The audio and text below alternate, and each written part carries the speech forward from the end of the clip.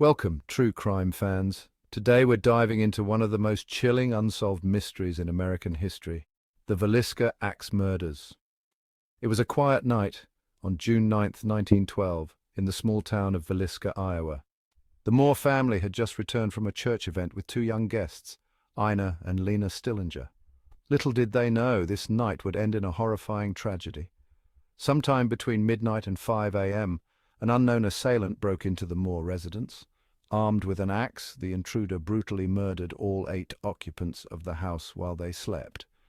Josiah Moore, his wife Sarah, their 4 children, and the 2 Stillinger sisters were all found hacked to death in their beds. The scene was gruesome, with blood splattered across the walls and ceilings. What makes this case so haunting isn't just the brutality of the crime, but the fact that, despite a lengthy investigation, no one was ever convicted. Several suspects were interrogated, including a traveling preacher named Reverend George Kelly, who even confessed to the murders but later recanted. Another suspect, State Senator Frank Jones, had a business rivalry with Josiah Moore, but no concrete evidence ever linked him to the crime. The case went cold and the murderer walked free. Over the years, the Moore house gained a sinister reputation, becoming a focal point for paranormal enthusiasts. Visitors to the house have reported seeing shadowy figures, hearing mysterious voices, and experiencing doors closing by themselves. Some even claim to have felt an unexplainable presence, as though the spirits of the victims are still lingering, seeking justice. One of the most eerie stories involves a group of paranormal investigators who spent the night in the house.